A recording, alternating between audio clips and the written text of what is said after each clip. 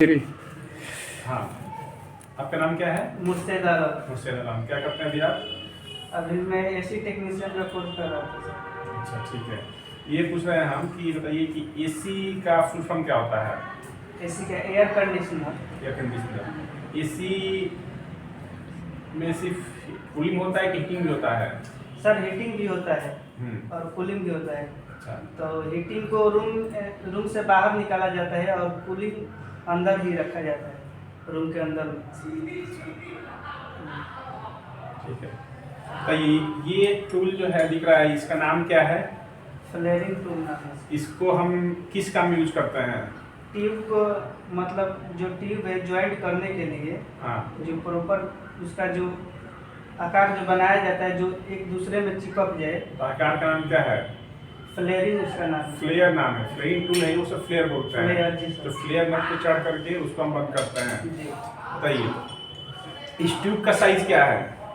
इस ट्यूब का साइज 1/4 है। 1/4 है। अच्छा, तो और इसे क्या बोलते हैं? इसे क्या बोलते हैं इसे? ये ट्यूब बेंडर है। ट्यूब बेंडर है। जी। ठीक है। और बताइए ये आपके जो सामने दिख रहा है दो केन, तो ये केन, ये कौन सा केन है और ये कौन सा केन है? ये R122 है। हाँ। और ये 410 है। कहाँ 410 लिखा है इस पे? सर ये इस पे सब लिखा हुआ है। तो इसको आप कैसे बोल दिए 410 है? देखिए इस पे ना कहीं पे स्टिकर लगा होगा जो उसको आपको रीड करना होता है, वैसे आप उसको नहीं बोल सकते कि आप देखिए इसमें भी लिखा हुआ है R22 लिखा है और जी। चलिए ठीक है। थोड़ा सा कोई चीज बोले तो ना ध्यान रखिए कि क्या चीज बोलना है। अब बताइए बात एसी कैसे काम करता है, बताइए डायग्राम को समझिए एसी कैसे काम करता है। एसी सबसे पहले जो कंप्रेसर है। हाँ, कंप्रेसर आपको ये आपको हम ना कुछ डायग्राम ओपन कर देते हैं, आप उसको आके यहाँ पे डिस्प्ले पे समझा सकते हैं, समझा दीजिए हमको, ठीक है? जी सर।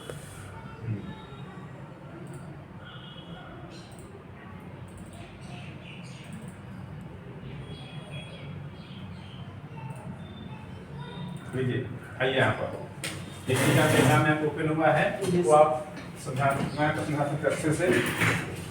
बताइए कैसे काम करता है एसी।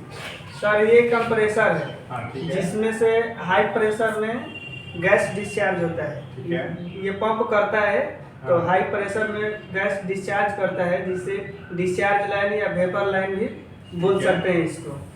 यहाँ से इसका टेम्परेचर हाई होता है, इसलिए वेरी हाई टेम्परेचर और वेरी हाई प्रेशर, ठीक है, दोनों यहाँ से चलता है, जिसका सेल्सियस 86 डिग्री होता है, 66 डिग्री।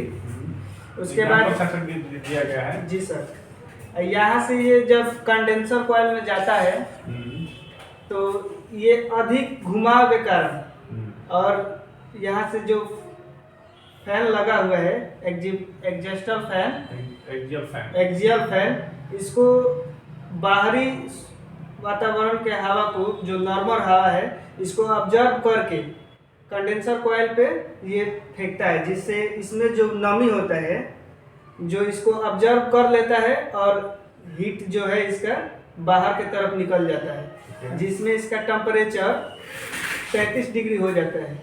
यहाँ से बस यहाँ हाई प्रेशर और हाई टेम्परेचर ही रहता है, वेरी जो लगा हुआ है वो यहाँ कम हो जाता है। ठीक है। यहाँ से होकर ये लिक्विड के रूप में निकलता है कंडेंसर कॉइल से, जिसके बाद ये स्ट्रेनर के पास जाता है। तो स्ट्रेनर का काम है जो भी इसमें धूल कण होता है उसको छानना।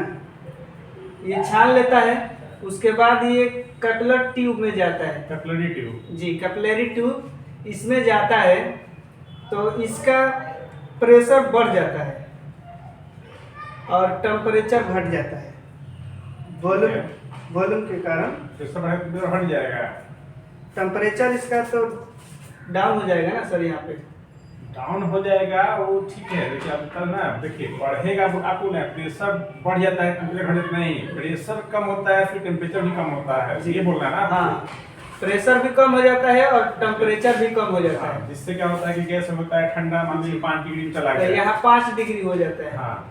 अब यहाँ से जब एवोपरेटर कॉइल में जाता है तो यहाँ भी इसका प्रोसेस सेम कंडेंसर के जैसा ही यहाँ भी होता है।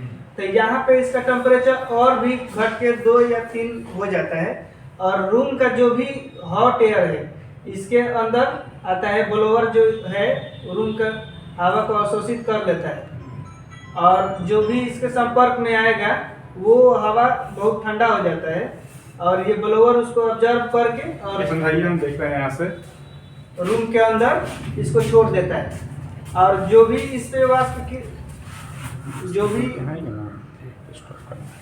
जो भी गर्म हवा है उसको ऑब्जर्व करके ये रूम के अंदर छोड़ देता है ठंडा हवा को। और यहाँ से जब गैस छूटता है तो यहाँ इसका टेम्परेचर फिर बढ़ जाता है रूम के गर्मी के कारण। अब वो बढ़ के 10 डिग्री हो जाता है एग्जाम्पल के तौर पे, और ये फिर यहाँ रिसीवर के पास आ जाता है। यहाँ पे आता है तो कुछ भाप के रूप में आता है और कुछ लिक्विड के रूप में आता है। जो कंप्रेसर बार बार पंपिंग करता है जिसके चलते ये हीट रहता है, और जो भाप के रूप में आए वो कंप्रेसर में चला जाएगा। जो लिक्विड के रूप में होगा इसके संपर्क में आने से वो भी भाप के रूप में बदल जाएगा और फिर यहाँ पे कंप्रेसर में आ जाएगा। ठीक है, बैठिए।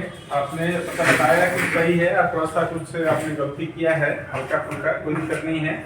वैसे आप जाएंगे कभी भी इंटरव्यू में जी सर, तो हो जाएगा। और आपको बताइए कि डक्टिंग में काम आता है करने? जी सर, डक्टिंग में काम कर लेंगे? जी सर, ठीक है। और वायरिंग के डायग्राम? जी सर। वायरिंग के डायग्राम कैसे काम करते हैं आप? उस पे सर जो भी एसी होगा उस पे तो डायग्राम दिया रहता है, उसी के हाँ, हिसाब से डायग्राम दिया रहता है, जिससे आपको डायग्राम के अकॉर्डिंग आपको सब काम करना होता है। जी सर। कौन सा कनेक्शन कहाँ गया है। जी। चलिए ठीक है, आप बहुत अच्छे से इंटरव्यू दिए हैं और फिर नेक्स्ट टाइम आप जब आइएगा तो आप कंस्ट्रक्शन कर लेंगे। Thank you very much.